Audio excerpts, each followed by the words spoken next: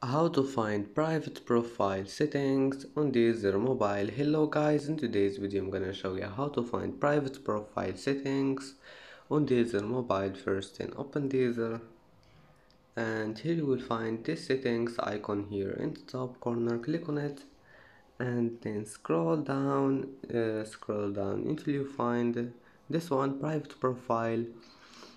And now all you need to do is just this one. You can enable it or disable it just by one click, and that's it. You can make your profile private or not.